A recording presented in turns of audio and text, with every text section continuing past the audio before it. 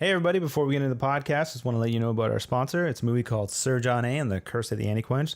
It's a film that stars John Dunsworth from Trailer Park Boys, Spenny from Kenny vs. Spenny, and the Diener from Fubar. You can check it out on iTunes, Amazon, or wherever you get your movies. Are you telling me that you built a time machine out of a DeLorean? Welcome to the Raiders of the Lost Commentary podcast. Welcome to Jurassic Park. The unofficial commentary for your favorite Get to the chopper! and not so favorite films. The famous comedian Arnold Braunschweiger. Starring your hosts Adam and Matt. Can you dig it? Can you dig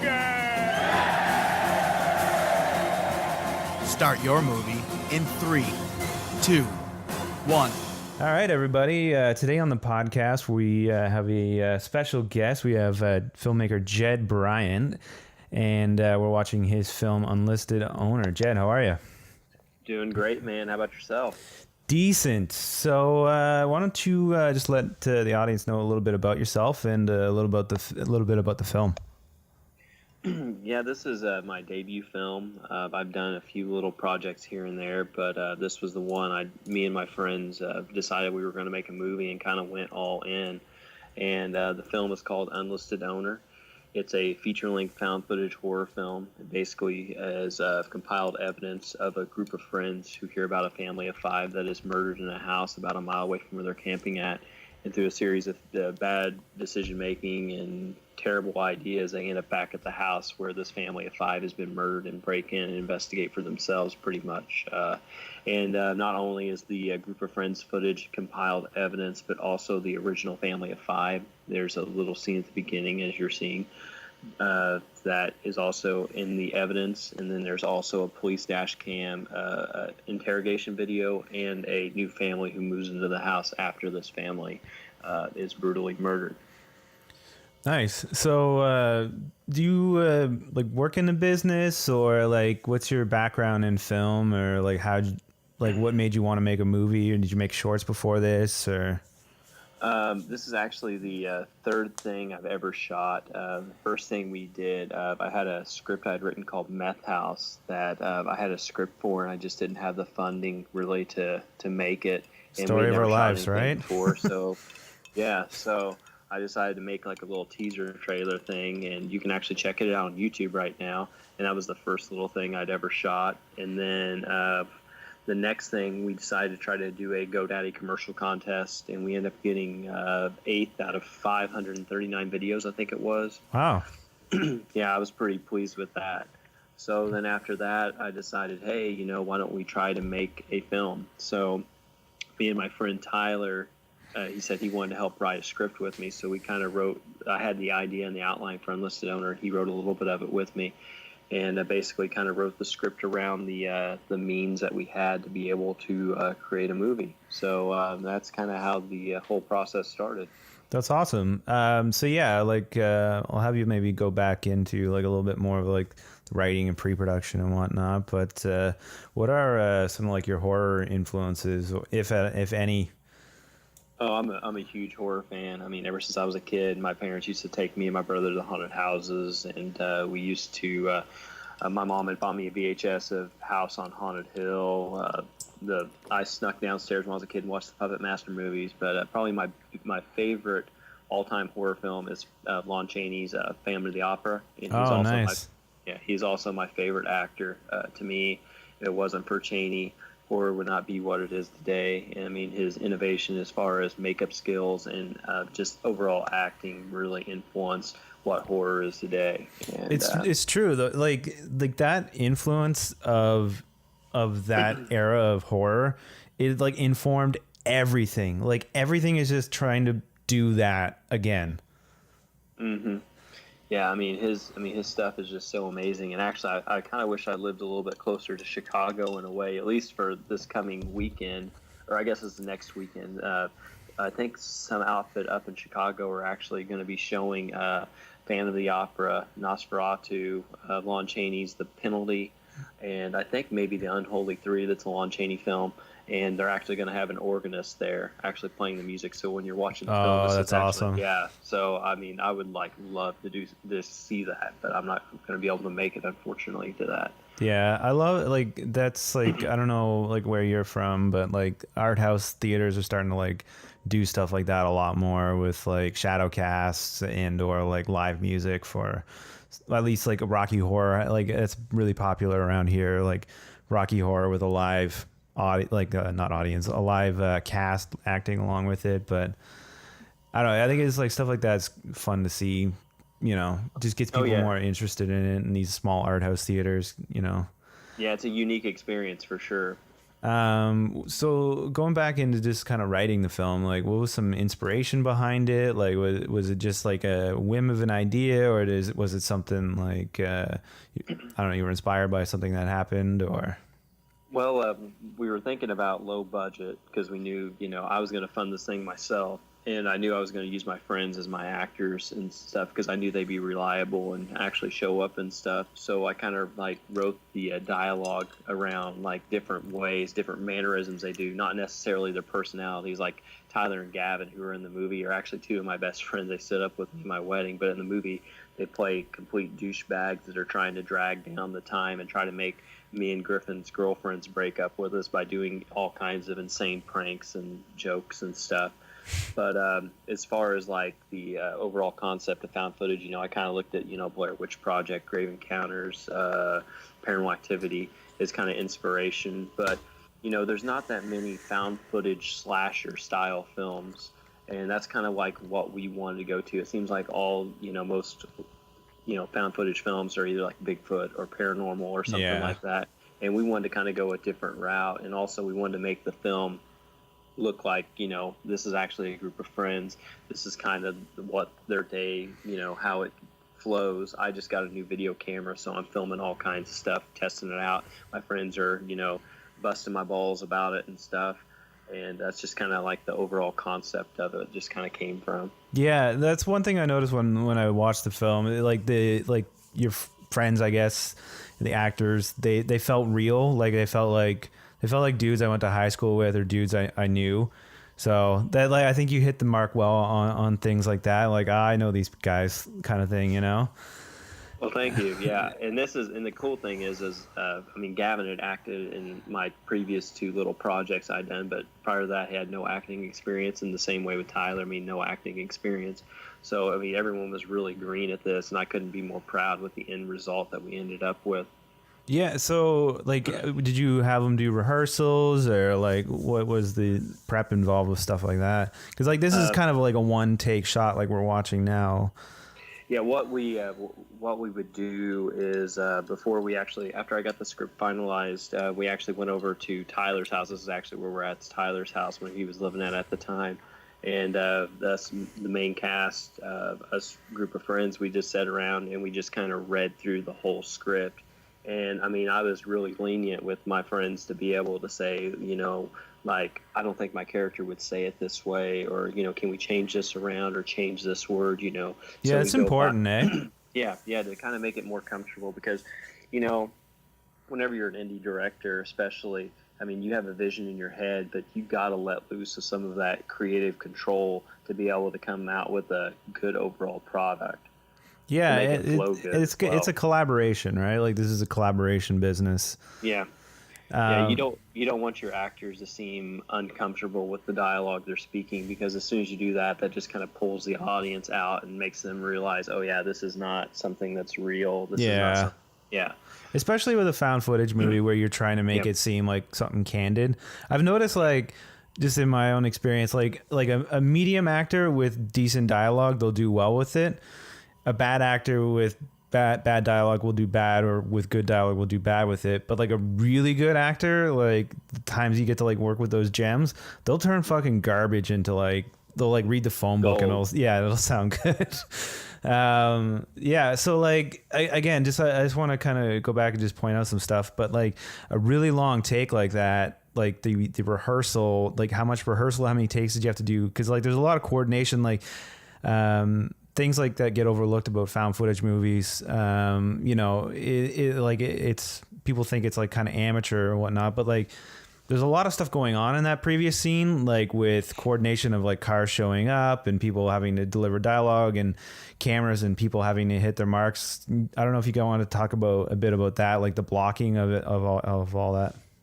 Oh yeah, actually the previous scene where the cars were pulling in and stuff, that was actually our first scene that we actually shot, and Gavin, Tyler, and I had actually rehearsed that first opening scene like over and over and over on the way back from Evansville, Indiana, when we got our costumes for the movie. And so we had that part kind of down, but the Griffin and Heidi part, it was kind of hard to time the car coming up and kind of make it not seem as awkward as us standing around, especially it was the first scene. But the scene right here with the police cars and the ambulances, this was a very stressful scene because we had extras and stuff like that. And, you know, especially whenever you're directing and you're acting, and you know you're having to tell people what to do and also concentrate on your group of actors and stuff. I mean, it gets kind of stressful and kind of nerve-wracking. You lose your hairline a bit, probably. Yeah, I know. That's happened to me.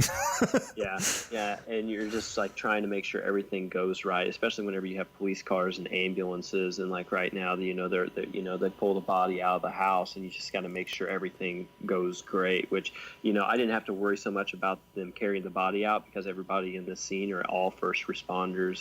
Those are actual firefighters, those are actual EMTs, and that's an actual police officer. Yeah, so I wanted to ask about that because that is kind of a big production value thing for an indie flick to have, you know, this type of stuff in the film. So I don't know if you want to talk about how you guys got that and like how that was kind of set it up.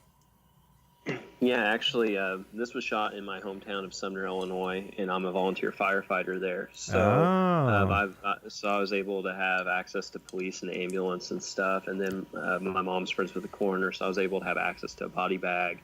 And you know, it's good to have those connections and just go ask, especially whenever you're in a small town setting. I mean, most of the time these like departments will, you know, you give them a $50 donation, or you know, just even ask them, and you know, just gives them a chance to put on their gear and go out, and you know, and I mean that's technically practice, you know, carrying a body out of a house or someone on a gurney. So. Oh, it's an interesting spin there. I like your spin. It's technically practice for them. Yes, yeah. I like that. So yeah, that's interesting. Like I don't know if you've read Robert Rodriguez's Rebel Without a Crew, but that was one of the things he talked about. Like when you're making something, just like write what you have, kind of thing. So like I guess you being volunteer firefighter, you know, you have that at your disposal, knowing you can add that in. And then that's kind of a big production value thing too, right? Like that's something that stood out to me when I watched it the first time, that like, that's kind of hard to fake. Like you can't just like call a fire department, you know, and be like, okay, there's no emergency, but we have a proposition for you. Right. Yeah. I mean, and that's one thing, you know, I get asked that a lot about, you know, how'd I have the police and how'd I get the ambulance and stuff in it. And, you know, I mean, yeah, I'm a volunteer firefighter, but, you know, if someone else would have came that, you know, that we didn't necessarily know, and we knew that they were going to put on a film, I mean, we'd be more than happy to help out and, you know, just kind of, you know, help the community out in a way. Because, I mean, that's what you're doing anyways when you're a volunteer firefighter, you know, or EMT or anything like that. You're there to help your community, and you know this movie, you know, kind of helps bring attention to the community. So, all right, that's good. Do you want to talk about the house? Yeah. So is that like somebody's house? Is it your house? No, it's not my house actually. But ever since I was a kid, it's actually called the Heineman Mansion. And when I was a kid, I always was fascinated with it. I thought it was such a kind of creepy vibe to it. And it was vacant for several years. So whenever we wrote the script, I was like, this would be the perfect house. So I contacted the guy who owned it at the time, and he said, yeah, sure. So we had full access to the house. I mean, it worked out great. Someone's living in it currently, but yeah, it's a gorgeous house. Yeah. I mean, it's an amazing house for sure. I mean, it's such a huge house too. I mean, the perfect house for a horror film for sure. Yeah. So that's like another thing, like just setting up those small things. Was this like when you were writing, doing pre-production, you were lining all these things up? Like, I don't know, did you run into any like hurdles, like going through, like, was there stuff that you wanted but couldn't get, or do you want to talk a bit about? We actually, Yeah, actually, in the film, there's 2 scenes that I had written in the script, and I was like, well, I don't know how it's going to quite work. I mean, I kind of had an idea, but the house actually didn't have an attic space in it. So that scene that comes up is actually a set we had built to mimic. It was an exact replica of the room. In the same way, there's a scene where the ceiling cracks and there's some blood that comes through it. That was actually done on a set as well. And we use a series of whip transitions or blend edits or jerk edits or whatever you want to call them to make it look like it was still in the house. Yeah. And I mean, you don't really notice it, and like that's one of the tricks you got to use sometimes, right? Yeah. And actually, we do that blend edit or whip transition quite a bit in the film. They're like the road trip scene seems like it's later on in the film. It seems like it takes a decent period of time, and it seems like it's just one continuous take, but it's actually not. There's actually one. There's actually an edit in there where there's 3 months difference from when we were in the vehicle to out of the vehicle.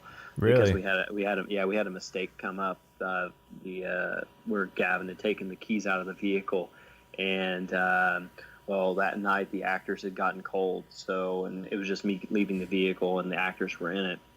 So I told them to start it up, but just leave the lights off, not realizing the sound was going to sound different from inside to outside, because when you're shooting a found footage film, you don't usually have someone running around with a boom mic unless it's like Cloverfield or something like that. Right. But so everything you get is recorded on the actual camera. So it went from vehicle not running to all of a sudden I step outside and the vehicle is magically running. And so, and it didn't start up, which is pretty amazing. But so whenever we found that in the editor, we had to wait a couple of months to be able to get Gavin and Tyler back together because their lives had taken them different directions. So, but we finally got them together and was able to shoot that scene. So it kind of delayed the production a little bit. So that's fucking stressful, eh? yeah, a little bit. Yeah. You didn't like? Did you just like run like a mic off the camera, or did you put lavs on anybody to grab audio that way, or? Nope. We wanted to make it as real as possible and just kind of took a chance with it and just said, we'll just see how it turns out. And, we tested the cameras beforehand to kind of judge, how far away you needed to be. And I was constantly concentrating on that. And I also had a digital transmitter on the camera. I had an assistant director. His name's Brent. And especially in the house scenes, we would be when we shot inside the house, we'd constantly be moving our our home base from room to room, depending on where we were shooting.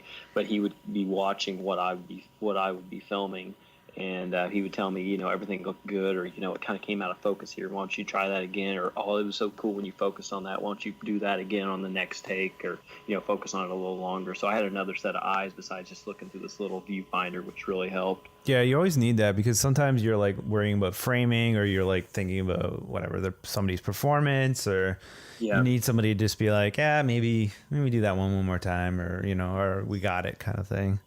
Yeah, it's always good to have an extra set of eyes to kind of help, your vision come true. And, sometimes you're like, well, this is what I'm thinking. And they turn around and say, well, what happens if you do this? And you're like, holy crap, why didn't I think of that? Yeah. And like to speak to what you were saying earlier, just like you have to let go of your ego to, realize, okay, whatever, it's a collaborative medium. We got to like just do what's best for the film. Yep, that's right. Let me just like scroll back through some of my notes. I want to backtrack a bit to some of the pre-production. So doing pre-production and all that, like you said, it was like self-funded and whatnot. I don't want, you don't have to talk about specifically about budget, but just like, if you want to just talk a bit about like, maybe some of the hurdles when it went to come down to like, paying for the film, or how that went about. Cause I know personally, like myself, having self-funded pretty well all my own projects, like applying for grants here, it's kind of, it kind of sucks. And anything like trying to find funding, it is tough, or doing Kickstarter campaigns, like some people get lucky with stuff, but then, other people, it is kind of tough to get people motivated to donate to stuff sometimes. So, right. And on the, like the indie scale, like funding and distribution, it's like the two mysteries to people sometimes. So I don't know if you want to talk a bit about that. Yeah, for sure. Yeah. How I was able to fund this thing was pretty much I was living at home and I was single at the time, so I mean it worked out kind kind of great that way. Just rolling in money. Yeah. Now I'm married and have a little guy now, so the Oh. money kind of gets funneled other directions. So a Right, lot's changed yeah. since we started on this project. But that was part of the main way I was able to do it. Plus, I didn't have to pay my actors because they were my friends, and they were just willing to help and everything. And so, I mean, I saved money, cut corners other ways, and you can also write it into where, like, if the film makes X amount of money, they get a cut, or stuff like that to kind of help out along the way. But most of my the actual funding with the film came like in post, to be able to, because I went out to the American film market to try to get a distribution deal for the film, and there was a whole bunch of hurdles that I had to jump through to be able to get the film out there for people to be able to see it on Amazon and through Best Buy, Barnes & Noble, FYE, stuff like that. Yeah, so like we'll jump ahead a bit there and talk about distribution, but so like what route, like you went to the AFM and like shopped it to like some aggregators, or I actually have signed with a distribution company, Tomcat Films, Summerhill Films out of Phoenix, Arizona. okay. If I don't know if you're familiar with the American film market or not, but Oh, basically definitely, when you yeah. go. Okay, so you've been there before, where it's like I've they never take been, but like we've researched a lot. There's like a couple equivalents up here in Canada for different stuff, but we researched it a bit, and so like some of the previous projects I've done, like our distribution people have gone down there for it. But yeah, distribution gets a little like there's some weird squirrely stuff with like our government CRTC stuff up here in Canada. But yeah, anyways, let's talk about your distribution. So we went out to the American film market and stuff because we weren't having much luck in the film festival route. And so when we went out there, we showed it 3 times, and we met with several different distribution companies and stuff, and then sent out screeners to everybody. And for people who are not familiar with the American film market, they basically take the Lowe's Hotel, and they take all the furniture out of all the hotel rooms, and basically they have it to where you can either have like a I can't remember what exactly it's called, but you can have a full room to where you have the whole room to yourself, or you can have a mini booth, which is what I did, where it's split and you have half the room and another production company has the other half. And I was roomed up with the Mountain Park Media, which Derek was an awesome guy to be a booth mate with. But then they give you like a client list of like all these different distribution companies, and you're just, like months before AFM, you're just sitting there emailing all these different people,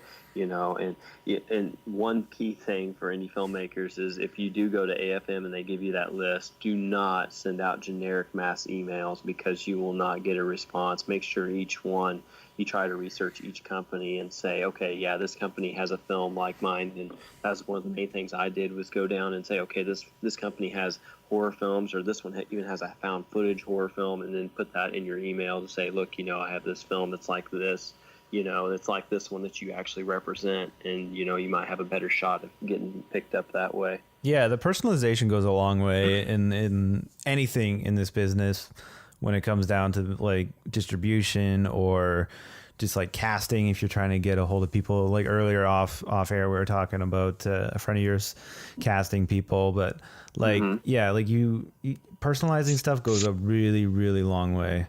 Yeah, it does. Also a dirty trick I found too, if you're trying to get people like a attention, if you're trying to just like make sure it gets in front of somebody, you put RE capitalized in the subject line so they think it's forwarded to them by like a secretary or something like that. I've gotten more responses that way from like actors or agents and stuff like that. It's a dirty trick, but that's ingenious. Yeah, it works. That's funny. So you go down to AFM and you shop it there, and then do you sign a deal there, or did it happen like months after? I actually had one company who was wanting me to sign there, and that's another thing too. I mean, we were on a drought. We weren't getting into the film festivals. I think we had a year where we weren't getting accepted, and we got one offer.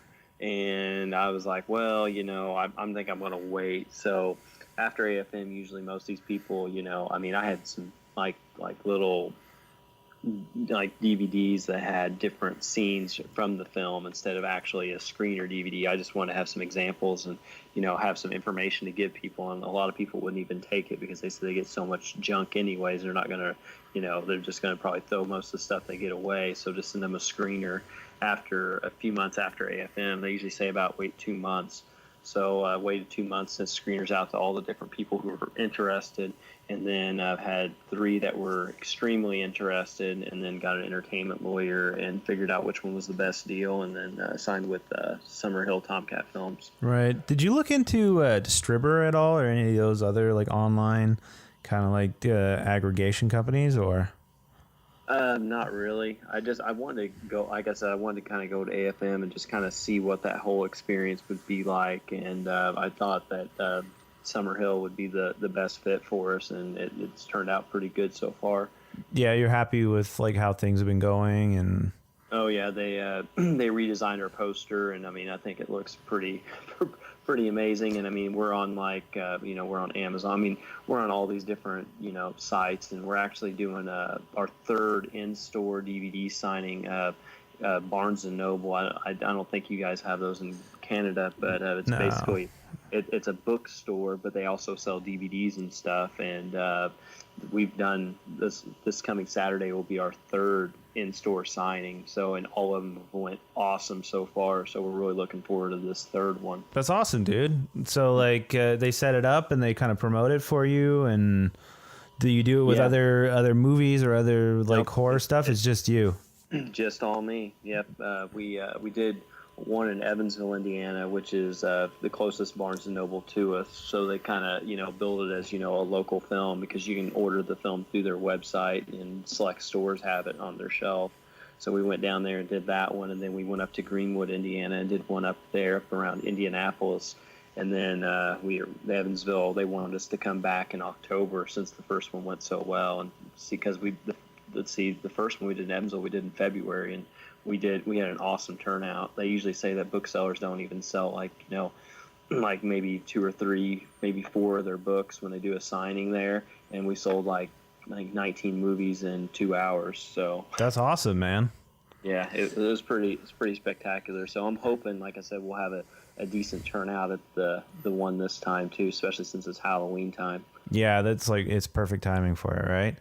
Yeah. Just want to backtrack a bit again, just talk a bit about film festivals. Like I know you said you've made some other smaller stuff, but like I guess like what's been your like experience with film festivals? Like I have a bit of I like festivals, and like I've done well at some festivals, but like I don't know, I've got this like underlying like, do we need festivals anymore? Like I have this, I don't know, like there's a part of me that like has a bit of a hate on for them, because you got to pay to like apply, and Right. then you basically are responsible in some scenarios to like kind of pound the pavement, get people to Right. come to your screening. Like in smaller markets around here, like I've gone on TV, like a morning shows, like promote it, like radio, and you're like doing social media stuff and all this fucking shit.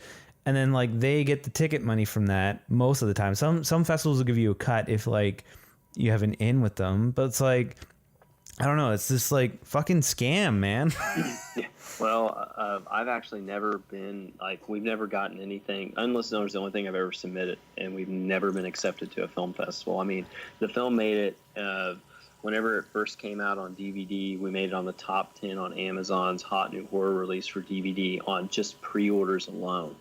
And I mean, we're going up against Walking Dead Season 7, American Horror Story Season 6. This was last September, October, and it didn't come out till November. And we were on the top horror charts for all that time. That's And awesome.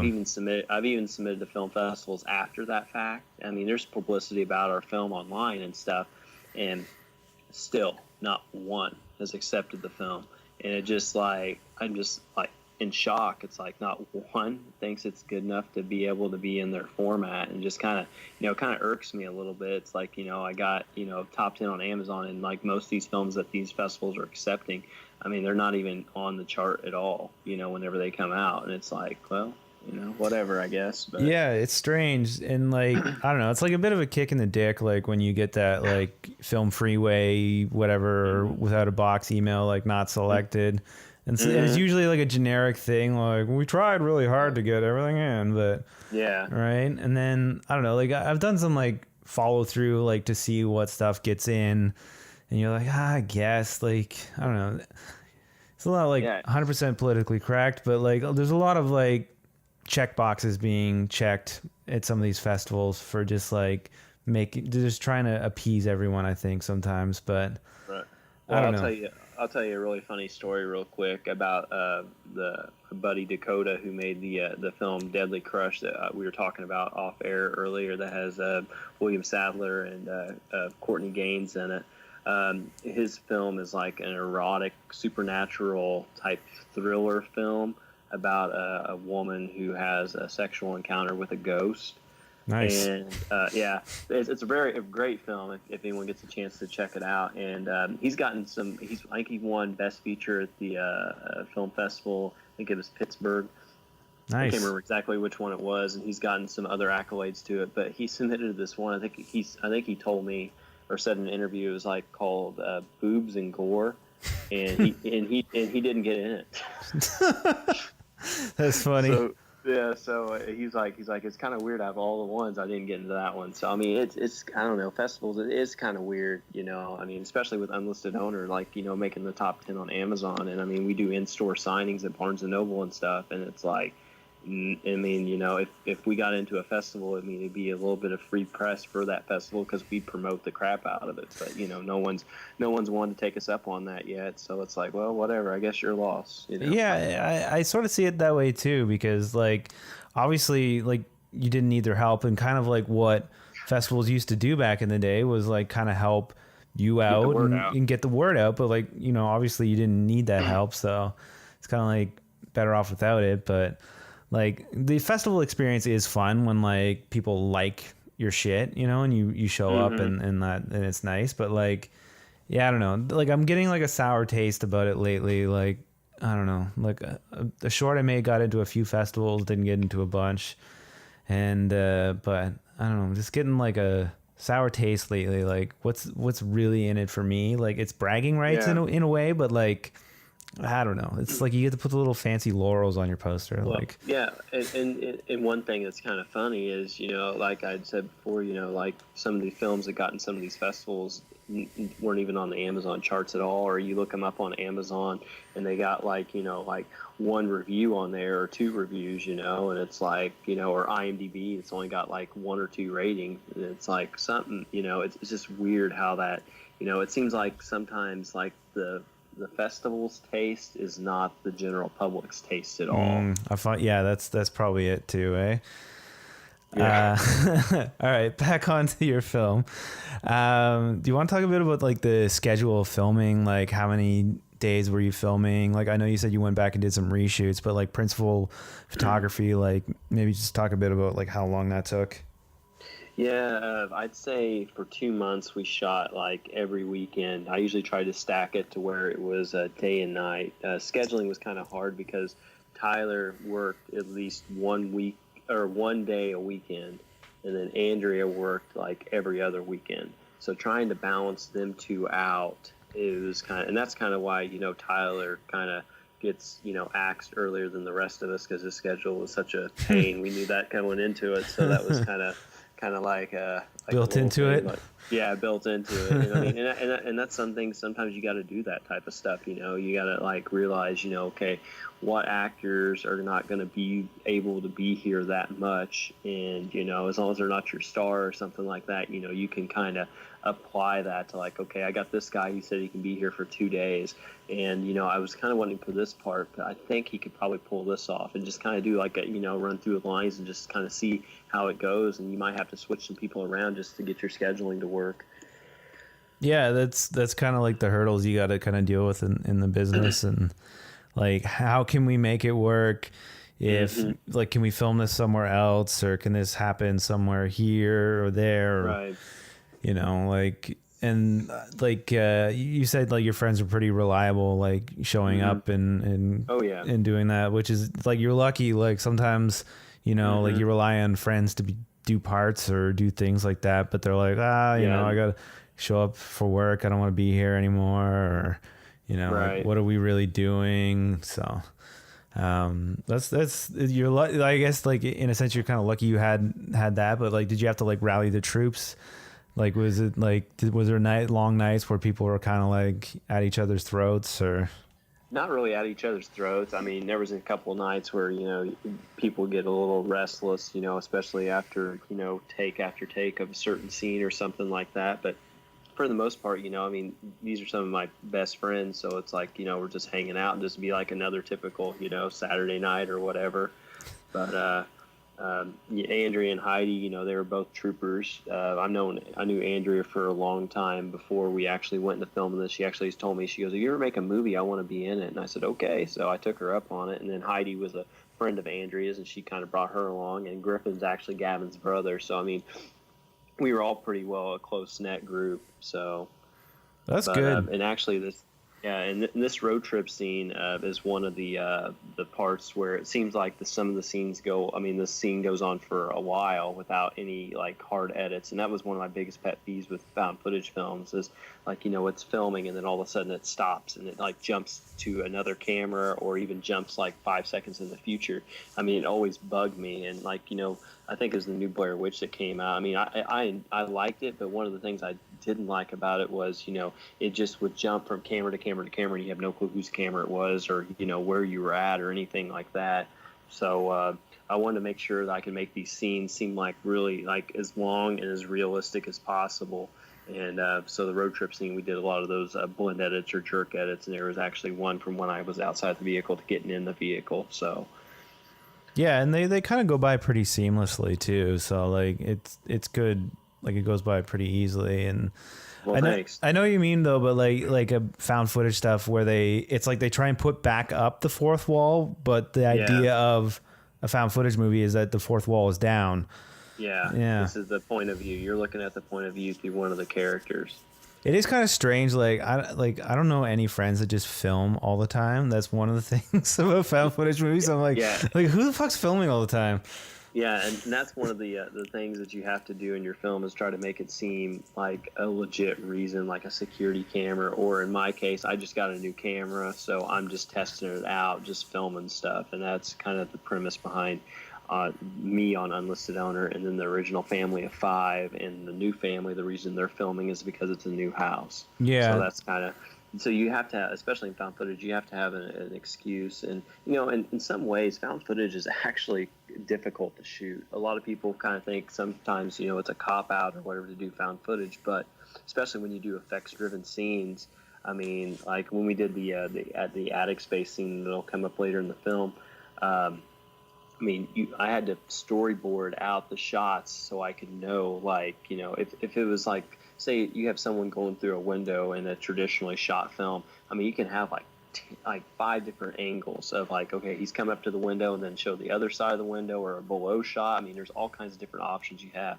With found footage, you have one angle, and you have to try to figure out what that best angle is to be able to get that shot. Yeah, and how to get to that angle that is believable too. Yes. So, I mean, there is a lot of challenging aspects. I mean, and, you know, and you're walking around with a video camera, so you don't have like a whole crew there. You don't have, you know, like, I mean, we're riding in the vehicle, so Brent wasn't able to actually see what I was filming. So I had to kind of, you know, put more, you know, effort into like actually straining my eyes and looking at the viewfinder and like kind of cramped up in the back seat, holding the camera up, just like, you know, in a very uncomfortable position to make sure I get the shot. Yeah, totally. Was it always a decision to want to do a found footage thing? Like, was there ever a point where you thought maybe I could do this, you know, in a different way, or?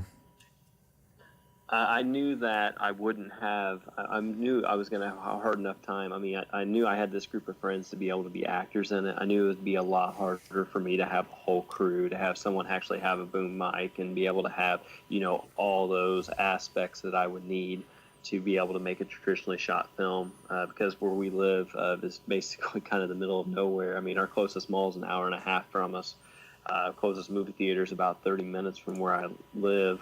So, but we're like 2.5 from St. Louis, 2.5 from Indianapolis, 4 from Chicago, a little over 3 to Nashville. So we're kind of like in the middle of everything, but there's nothing like right there close to where you can have a crew come, drive and then be able to go back home and sleep in their beds. You're probably going to have to get like, rent a hotel room and stuff like that. And it would get really costly. So I knew that if I was going to make a film, that found footage was going to be the way to go. So I just wrote Unlisted Owner around the concept of a found footage script from the get-go. Okay, and that's smart because it allows you to just do what you wanted to do, like under the circumstances that you had. Did you want to like eventually like is found footage like your thing? Do you want to like if like your next project you want to do found footage again, or do you want to explore like other mediums or? I want to do traditionally shot. I mean, that's what I've always loved. I mean, I'm a huge classic horror fan of, like how that's shot. I mean, I love found footage, don't get me wrong. It's not like I just did it just to, do it. I mean, I like Blair Witch Project. Grave Encounters is probably my favorite found footage film, other than my own, so I mean, I love, and then there's the found footage horror game Outlast, where you're like walking around with a video camera with night vision and stuff. I mean, I love that realism and, that aspect of it. But I mean, all my other scripts previous were all traditionally shot scripts. Right. So coming into this one, it was like looking at a whole new animal of like, how are we going to do this? I've never done a found footage. I've never shot like handheld like this before, so I don't know exactly what or how it's going to end up looking in the end. So we did a few tests and stuff and decided, we can pull this off, and we got the digital transmitter and everything, and it worked out really well. Nice. What did you shoot on? Just to talk shop a minute. Just we bought 2 cameras initially. I can't remember exactly what models they were, but one was a Canon, one was a Sony. We shot. There's only like 2 scenes made in the film that we shot with the Sony. The Sony did terrible in low light. I mean, terrible. It goes out. It kept going out of focus. So, and I'm like, I don't have time. I can't sit here and concentrate on this camera the whole time. I'm going to have to be able to move it around and be able to do my lines and make it seem believable.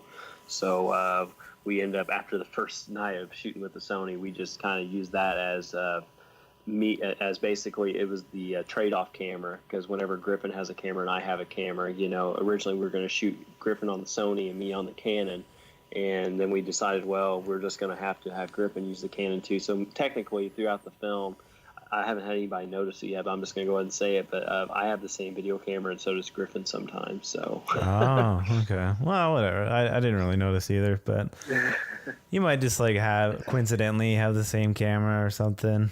Yeah. And then did you have like a light on it? Like, just like, is it the light attached to it, or? We, for some reason, when we shot this film anyways, I haven't really looked at these type of cameras since then, but none of them had light rigs on them or anything like that. It was just a plain Jane camera, no light or anything. So we had to basically create a light rig. So we used 2 just regular, flashlights, had the yellow bulbs in them, and then we used 2 little LED lights. So the LED lights would give us the brightness, but they would wash out the color. So then we had the just the regular flashlights to give it that yellow tint, to kind of still give it that color, so it didn't look like everything was washed out all the time at night. So it gave it that perfect balance. But the worst part is the stupid LED lights, when they came in, they had a safety on them that they would only stay on for 5 minutes and they'd shut off. So if you weren't paying that's strange. So if you weren't paying close attention, they would go off. And there was actually a scene previous to where the battery's dying on the camera, which, I mean, it was good timing, but the scene kind of goes kind of yellow.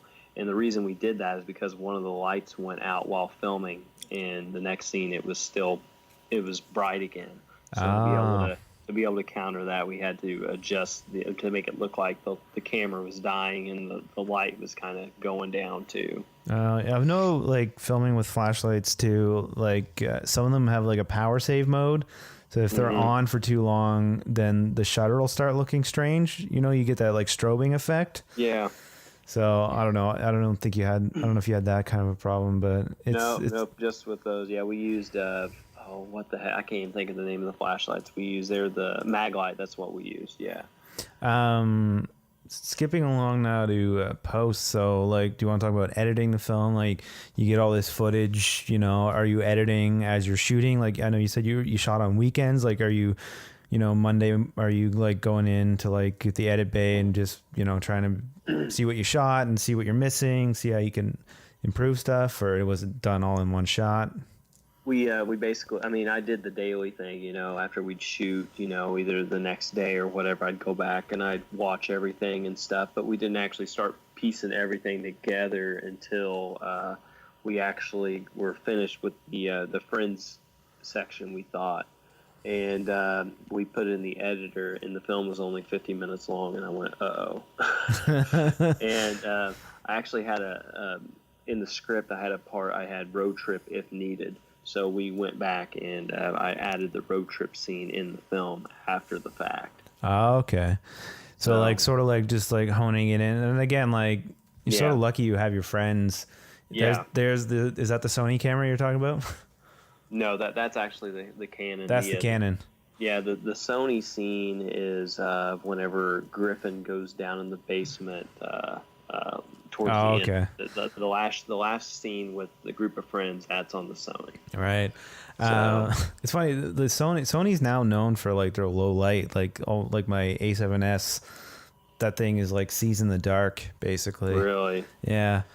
It's different. It's not like a prosumer camera. It's like a mirrorless DSLR. But yeah. Gotcha. Did you think about at all like trying to film on like a DSLR or something like that to try and have the video quality slightly higher and have a little more control over things, or did you want to keep it as real as possible? I want to make it as real as possible. That's like another thing, you know. I didn't want people to kind of point out, it's like, this is a group of kids. Why would they have a camera, or why would he have a camera that's be able to look, you know, this crisp and everything else?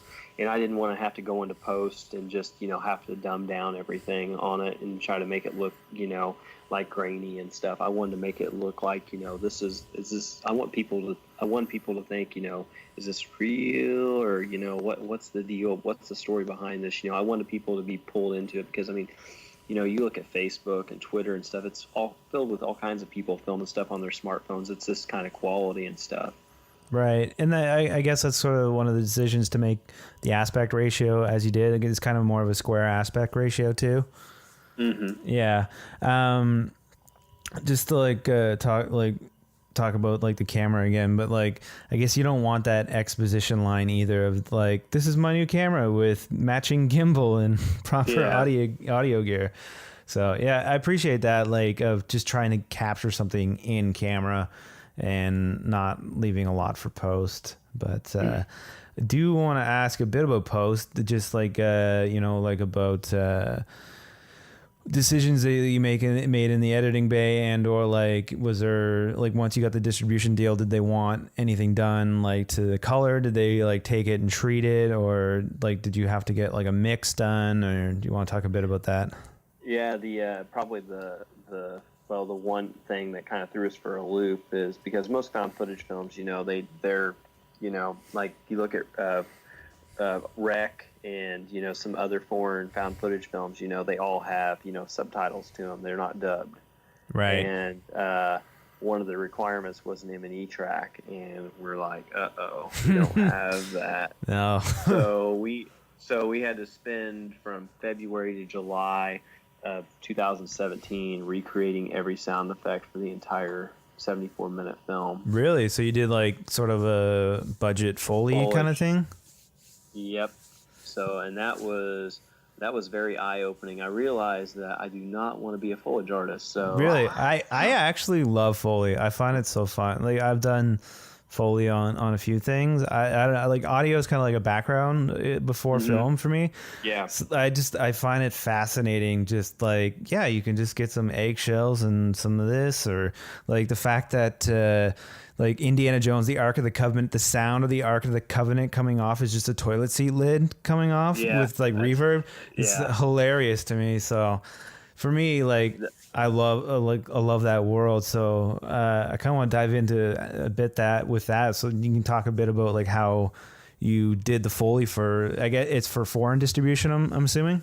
Yeah, and I don't think they've quite reached that point yet to where someone's picked it up to dub it quite yet. But when it does get to that point, probably one of the quirkiest things that's in the film. Well, I'll just back it up a little bit. For most of the stuff in the film, we tried to go back to those same spots and get those same sounds. Right, and I mean, you I can't didn't have replicate access- it. Yeah, I didn't have access to the house. I mean, we don't have a sound studio or anything like that really close by. I'm sure I could have maybe got a hold of some musicians or something like that. That was just going to be a pain. So we filmed everything on that camera. We just recorded the video and just took the audio off of it, so it still sound, realistic. No, that's so cool. I find yeah. that so cool. And then like just doing it all from scratch with that. Yep. Yeah. That's interesting, Yeah, man. Did you film like any behind the scenes put out online? Like, I feel like people might want to watch some of that. Yeah, we actually on the DVD we have 10 minutes of special features, and you can get the DVD on Amazon and other platforms right now. And we're currently working out a deal to try to get a Blu-ray release, and whenever that comes out, it'll have director commentary on it, plus it'll have 20 minutes of behind the scenes and stuff like that, outtakes and stuff. Okay, nice. So this is the set you're talking about, the blood coming out of the ceiling? Yep, that was a fake room that we had built to the same specs, popcorn ceiling and stuff like that. I had contractors build, and so whenever we shot the scene, I panned up and there wasn't anything going on. Everyone just had to act like there was blood coming from the ceiling, and it was actually, and then do it later. And we matched it up, try to match up the lighting and use the same flashlights and stuff. And it blends together to look really great. well. Yeah, you would never know, and that's just a trick, right? Everything's a trick with film. Yeah. Yep, that's right. Yeah. This magician, smoke and mirrors. Exactly, right? I always say Scotch tape and popsicle sticks. Like, just out of frame, it's falling off the rails. Yep. But back to the foliage thing. Probably the coolest thing though with that was in the film I have a kiss scene with Andrea. Well, since I'm married now and stuff, I needed a kiss sound. So whenever they finally get to the point to where it is in foreign markets and they dub over our voices, they'll be seeing me kiss Andrea, but the sound is actually me kissing my wife. So you could have just kissed your hand, dude. I could have, but I wanted to have that, little bit of realistic aspect. And it's a funny story to be able to tell people. Yeah. It's like how many guys do you know that has a video of them kissing a girl and the actual sound is them kissing their wives. How many guys you know have I guess done that? not. So, That's a funny story. Might be a first. That's funny. If you ever get a chance to do it, you should do it. It's pretty fun. So back on to the post-production at all, but did you have to do anything with the mix itself, like the actual sound you captured, the actual, like the stuff we're hearing now, like did anything have to get captured there or mixed there? And was there any like QC stuff like with distribution, or was that kind of like a easy thing to go through? There were some things we had to do. Actually, the final thing I did for the film was certain I would say, different platforms, especially VOD platforms and foreign platforms. Apparently, they have like an area for text, and like when we got the report back, there was like all these different flags, and I was like, well, there's no like on-screen text in this stuff. And they said, no, you got to, if we had those evidence placards, they said, no, you got to redo those. And I'm like, damn it. So we had to go back through. I had to go back through and actually do all those little evidence placards again and film it so it was inside that frame. Oh, man, that's brutal. Yeah, I was like, oh, my God. But, I mean, it worked out. I mean, we're on iTunes, Amazon Prime, and Microsoft Store, and, like, Google Play Store. So we're on all those digital platforms stuff. So, yeah, that's something else I want to talk about. Just, like, so movie comes out, like, it's been out for about a year now, you'd say? Or Yeah, a year. Well, a year in November. Perfect. And like, like what kind of marketing, like you want to talk about marketing? Cause like I don't know, just like from my own personal experience, just like doing marketing stuff, it's like fucking tough. You know, you're trying to convince people to watch something when they have unlimited options on Netflix or even on Amazon. Like, you know, like Amazon's got a lot of selection, but they also have like, you watch Man in the High Castle, and that's like amazing. So like, it's tough to get people to like, you know, take a chance, you know? So I don't know if you want to talk about strategy of marketing, what you guys did. Basically, well, with this film, you know, we started it in 11 and finished it in 13, and then took us from 13 to after 13, we went to the film festivals, tried to do film festivals 14, no success. Went to the American Film Market in 15, signed our deal in 16, and then finally came out in 17. So there was all these people who had heard about the film, and all this was like building, and especially local support. And whenever people found out it was coming out, because man, I got all the time people wanting to know, hey, can I see your movie? Can you just burn me a copy? I'm like, no, I can't do that right now. Right. It's tough not to. Do you want to kind of be like, yeah, sure, just take it? So and plus we did 3 screenings. We had 220 people come to, 110 each night, come to 2 screenings in Vincennes, Indiana. Then we had 99 people actually come to the movie theater in Evansville, Indiana, and buy tickets to see it. So there were some people who had actually already seen it, and they were just telling their friends about it and stuff. But and that helps, like just small stuff like that, right? Yeah. So that really helped. So as soon as people found out it was coming out, people started pre-ordering it, and it just shot it up there. And then, you know, I started talking to local media, and then, you know, doing podcast interviews. And there's another fake room scene here. My attic space. Yeah, I'm like 57. My thing paused for a second, but gotcha. I think I don't know where you're at, but I think I'm close to where you are. But yeah, like the marketing of it, and that's just like, I don't know, it's still such a mystery to me in some respects. And like, again, like to talk about what we're talking about off air, but just like the goal of the podcast, trying to like connect with other indie filmmakers and talk about like what worked and what's not working. And it's also just kind of an ever-changing game. Like, have you done, like, has the distribution company done much with like ads? Have you tried like Facebook ads, Twitter ads, Instagram? Have you messed with that at all? Or like, I know Amazon. I've done a few Facebook ads, just pretty much to promote the signing events that I've done and stuff. I would, you know, specifically target the area that it was going to be in, and just, you know, do it that way through Facebook ads. We did an ad in, I paid for an ad in Scream Magazine. They also did a review of the movie in Scream Magazine, which is like, Fangoria is back now, but at the time it was the #1 horror magazine, at least as far as it being out there worldwide. And then our distributor, they also pulled out an ad, but they put all the other films in there. But yeah, I mean, there's a lot of, you know, you got to sell yourself with the movie. And that's you can't true. be afraid. You can't just make something and expect your distributor to, you know, come in and, you know, put an ad during the Super Bowl or anything like that. I mean, you got not unless you have The Rock in the movie. Yeah. I mean, you got to make sure that whenever you make something that you're going to be able to promote it yourself too, because if you just make something and a distribution company picks it up and you're like, okay, cool, you know, now we'll just wait for the checks to come in, it does not work that way. It never works, eh? No, you got to get out there and, you know, rattle the bushes and stuff. Exactly. A lot of people talk about lately, just like when you're making indie film, like you should be thinking of, like, even writing it, like you should be thinking of like an audience, like what's your hook, like how are you gonna, like, trying to design a movie around an audience or things like that. Did you guys think about that when you made it, or was this just a idea and story you had and then you thought about marketing and stuff after? I really thought that it would speak to, like, you know, the like millennials specifically, because, you know, we're all kind of, you know, reality based, you know, being, as far as being entertained, you know, we like, I mean, like, you know, people watch the Kardashians, people watch, you know, stuff like that, you know, people like reality based stuff. I mean, even competitions are, you know, reality based anymore. You know, I mean, like Face Off or, you know, Skin Wars. I mean, it's all kind of reality based.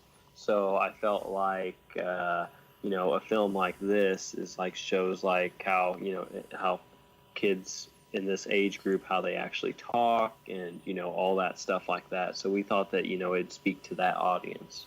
Yeah, and I think that's also important, that you're going after your key audience in that sense. I just want to make sure I'm at the sort of the right part, but I kind of just went past the part with the officer being kind of executed there, and the way that was sort of shot, I thought that was kind of interesting with the glare, and then the glare kind of like when he pops on his light and seeing the reflection and having that all play out in kind of one shot. I don't know if you want to talk about blocking that and how many takes that maybe took, or... Yeah, we actually the dash cam was actually not even set up in the squad car. It was actually in my dad's pickup truck, so that was kind of funny. But yeah, and the cop wasn't actually in the vehicle. That was all done in post, and we just kind of layered the shot of him in the squad car on top of the plate of the unlisted owner walking up to the car, and then just faded out the opacity, added yellow tint to it to make it look like he that was actually the only scene that we actually had, like, all the sound effects in it were created. They weren't natural. So that was, I guess we had a little bit of experience in that before we had to do the whole M&E track, but that was the only scene we actually did that in. But yeah, so we kind of plated that, and basically I was in the passenger side of the truck. Brent was driving, and then when Brent would pull up, I would get out of the passenger side and walk around to the driver's side, and Brent would have it blocked up through the little viewfinder, and he would say, okay, now have Levi step out. So I'd tell Levi to step out, and he'd say, okay, now have him walk. And he's like, okay, you need to have him go right. You need to have him go right. You need to stay in the frame. Go right. And then once Levi get up to the vehicle, he'd say, all right, now run the sickle over it. And then he'd tell us to shake. So then we'd shake it, and then I'd spray the fake blood on the window. Wow. So that's a lot of choreography just to pull off the shot. I mean, it worked well. Like, it looks good. Well, thank you. Yeah, that's fun. Going back just a little bit when you're talking about like the almost, I guess, attrition, you would say, of like you filmed this thing and then you waited a couple years before it ever, kind of came out.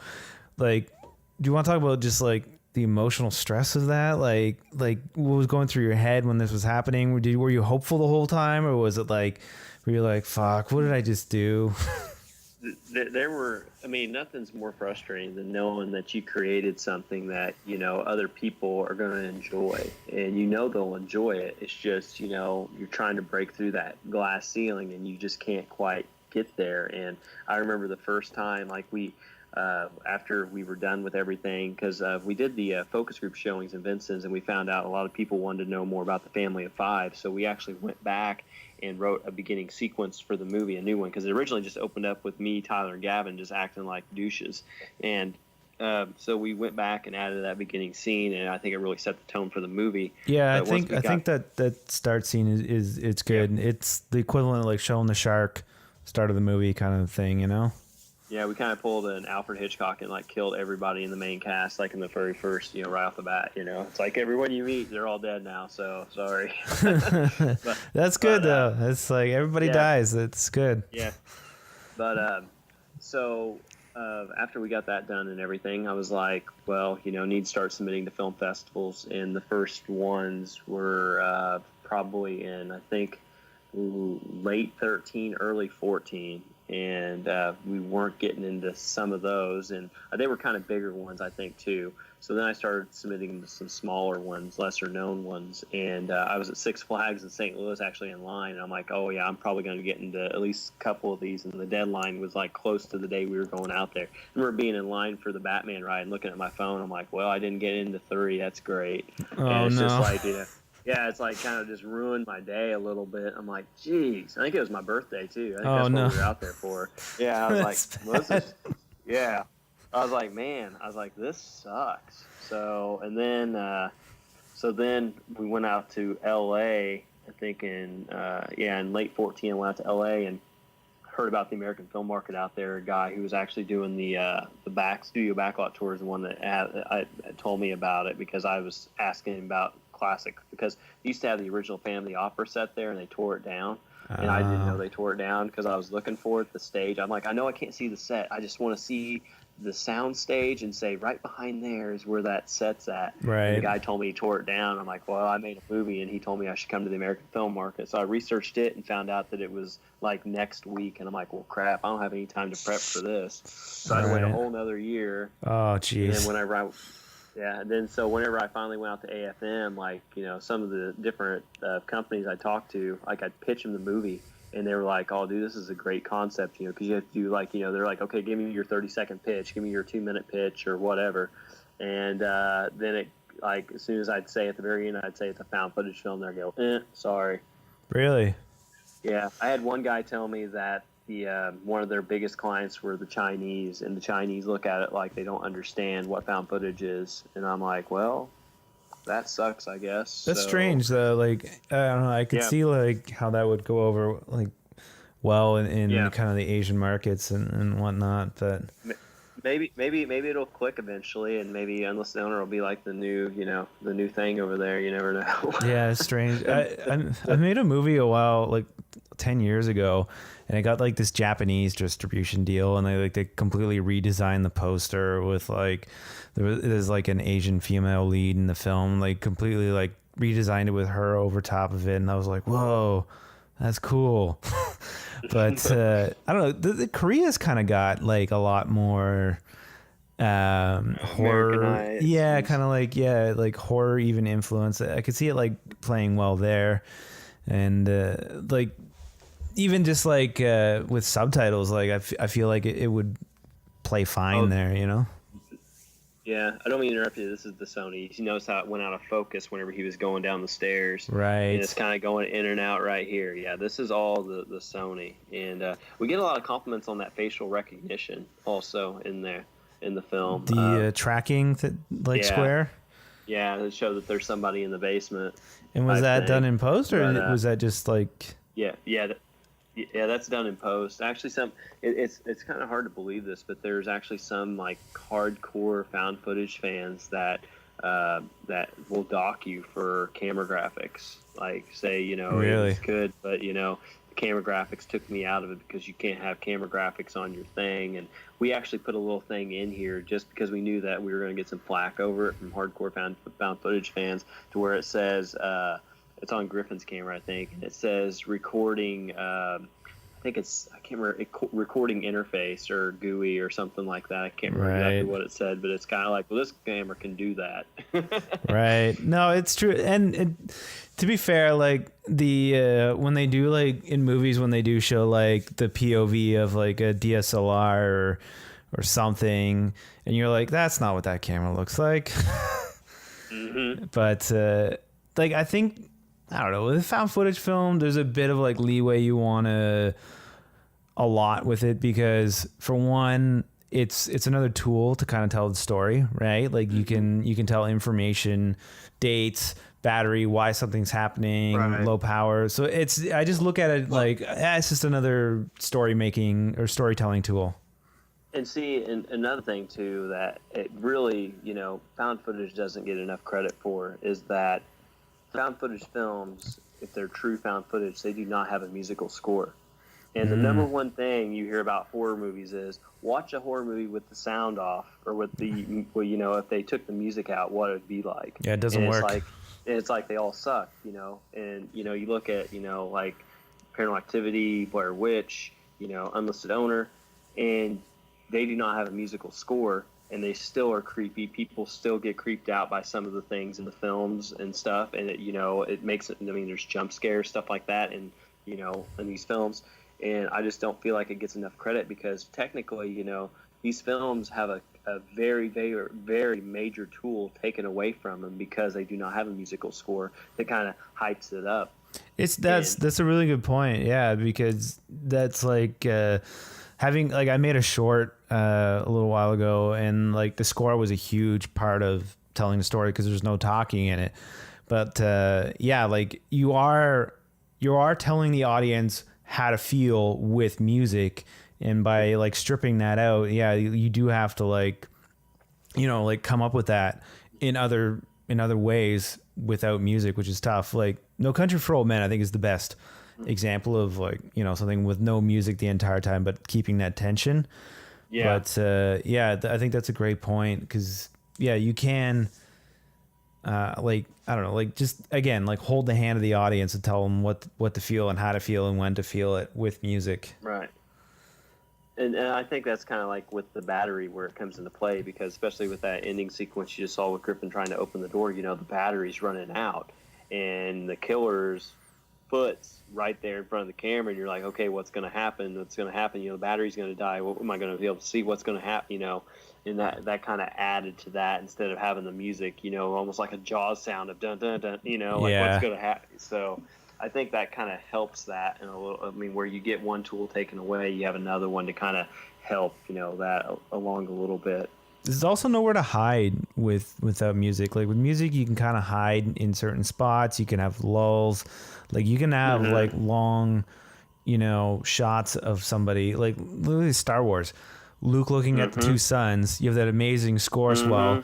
It doesn't work if there's no music. It's just the sound of the desert. Yep. That's 100% right. I mean, I'm like also, I love John Carpenter horror, and I love some of the scores that John Carpenter has made. But right. I see your point too, and I think it's a valid point of like it of being like making the found footage more like believable without a score. Right. Yeah, and like I said, and I don't think it gets enough recognition for that, because you're actually making something without a score, and you're making it, still scary. Yeah, exactly. Just like, the ending sequence there of Chris walking down into the basement and the door closes behind him, and you just feel that tension of this is creepy, what's going to happen?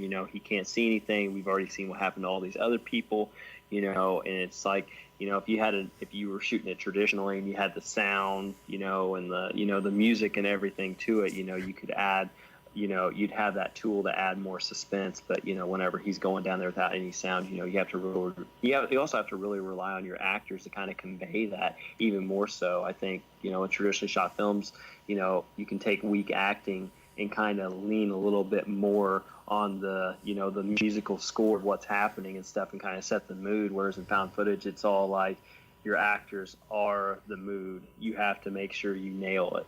Exactly. So I got credits rolling on my end. I'm sure you got stuff. Real quick before everything ends, I want to thank you for coming on the podcast for one, and just also you can let people know where they can find the film, or if they can follow you on social media or follow the film on social media. Just let people know where they can find you. Yeah, for sure. You can follow Unlisted Owner on Facebook if you just search Unlisted Owner. You can follow Unlisted Owner also on Twitter at Unlisted Owner. You can follow me on Twitter, and my Twitter handle is Mr. Jed _Brian. You can also follow me on Instagram, and my tag on Instagram is Mr. Jed Brian. And if you want to check out Unlisted Owner, apparently if you're in the United States, you can watch it free on Amazon Prime. You can, I'm pretty sure you can rent it on Amazon Prime in Canada, the U.S., and also in the U.K. as well. You can also get the film on DVD through Amazon, Barnes & Noble, FYE, Turner Classic Movies, several different platforms there, and then also some other VOD. You can watch it on iTunes, Google Play Store, and if you have an Xbox, you can get it through the Microsoft Store, which I think is pretty cool. That's awesome. As soon as I found that out, as soon as I found that out, I'm like, bought. And real quick too, just like what's next on the horizon? Do you have any other projects kind of slated, or are you hoping to get anything made you want to talk about, just to get it out in the ethos? Yeah, for sure. There's an Easter egg in Unlisted Owner that I forgot to mention, but there's actually a DVD case for that film Meth House, that teaser trailer I'd made that you can check out on YouTube. But that would be a project I would like to do next, possibly. I have a few others that, I've kind of been thinking about working on and stuff, but it just kind of depends on, what we get back from Unlisted Owner, or if we can find investors that want to see what we can do with traditionally shot film next time. Nice. All right. So again, thanks for coming on the podcast, Jed, and hopefully we'll have you back for Meth House and or any other projects you have going on. All right. Hey, thanks so much. I appreciate you having me on, and good luck with all your guys' future projects. I'm really interested in seeing them. That's it, man. Game over, man. Game over. Thanks for listening. Be sure to subscribe, rate, and review the podcast. And be sure to follow us on Twitter at Lost Commentary, on Instagram at Raiders of the Lost Commentary, and like us on Facebook. I'll be back.